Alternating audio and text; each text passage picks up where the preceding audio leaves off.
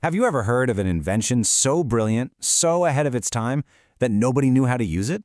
Well, that's pretty much the story of the Indian Evidence Act of 1872. It was designed to be this shining beacon of legal clarity, but instead it got completely lost in a fog of misunderstanding. Today, we're going to unravel this incredible story of a lost legal reform. Wow, okay, so cosmos with chaos. Those are some seriously strong words, right? Especially when you're talking about the English legal system. But that's exactly how the Act's creator, Sir James Fitzjames Stephen, saw it. For him, this wasn't just a cleanup job. He was on a mission to build an entire legal universe from scratch, a cosmos of pure reason.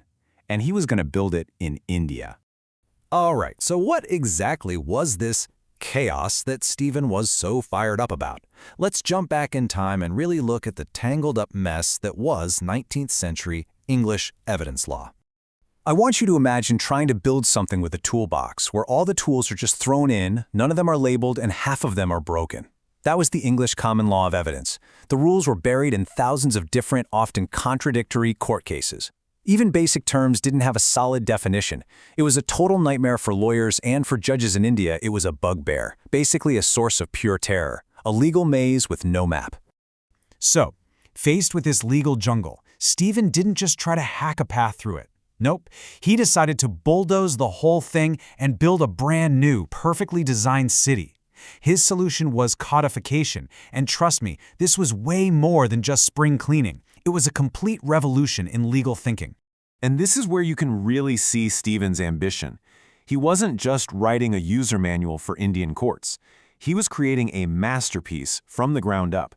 He even called it a moral conquest, a chance to rip out the clunky, steam-powered engine of the common law and replace it with something sleek, modern, and perfectly rational. Now, Stephen's whole grand design was built on two massive pillars. The very first one was a brilliantly simple idea that the common law had somehow managed to completely butcher: the separation of fact and evidence. And listen, if you really want to get the genius of this act, you absolutely have to understand this core concept. Okay, first up, facts. In Stephen's system, a fact is the destination. It's the thing you're ultimately trying to prove. Did someone commit the crime? That's a fact. Was the getaway car blue? That's a fact. The fancy Latin for it is quid probandum, literally, the thing to be proved. So if a fact is your destination, evidence is the vehicle you use to get there. It's the modus probandi, the means of proof. And Stephen, in a stroke of absolute brilliance, stripped this down to its bare essentials. For him, evidence is one of two things: what a witness says in court or what's written down in a document. That's it. Simple, right? And this right here is the revolutionary part. The common law basically threw fact and evidence into a blender and hit puree. Stephen pulled them apart. He said, first, you ask, is this fact relevant to the case? Then, and only then, do you ask, is the evidence I have to prove that fact admissible? It's a clean, two-step process that is the absolute bedrock of the entire act. But wait, he didn't stop there. He took a sledgehammer to one of the most confusing concepts in common law, so-called real evidence. You know, the murder weapon, the bloody glove. He just got rid of it. Why? Because in his logical system, the gun itself isn't evidence. The existence of the gun is a fact, and you prove that fact with evidence, like a police officer's testimony. It's a subtle change in thinking, but it is absolutely crucial. All right, let's move on to the second pillar of Stephen's grand reform. This is where he takes on two of the biggest, scariest monsters in all of evidence law: relevance and, of course, hearsay. Hearsay. Just saying the word can give law students nightmares. It's this impossibly tangled web of rules and a million different exceptions. So what did our man Stephen do with this legal monster? Did he try to tame it? Nope. He took a surgical scalpel and cut it clean out of the system. That's right. The word hearsay doesn't even show up in his act. Not once.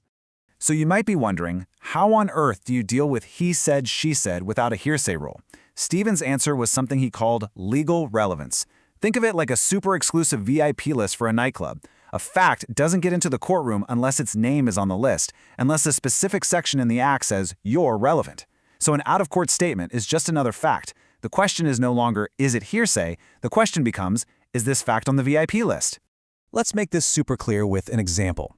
A dying victim whispers the name of their attacker. Under the old common law, Lawyers would argue for days about the victim's state of mind. Did they truly believe death was imminent? It's subjective and messy. But in Stephen's world, it's beautifully simple. Section 32(1) of the Act says that statement is a legally relevant fact. Period. End of story. The jury still gets to decide how believable it is, but they get to hear it. It's clean, it's objective, it's just brilliant. So we have this incredible piece of legal engineering. It's elegant, it's efficient, it's light years ahead of its time. What could possibly go wrong? Well, this is where the story takes a really tragic turn, and Stephen's beautiful cosmos starts to crumble right back into chaos. It's almost hard to believe, but for over 150 years, the very people who were meant to operate this new system, the judges, just didn't get it. They were so steeped in the old common law that they looked at this brand new sports car and tried to hitch it to a horse. They started forcing all the old, clunky, confusing common law ideas back into a system that was specifically designed to get rid of them. And it wasn't just the judges. The supposed experts, the big-shot legal scholars, they were just as confused.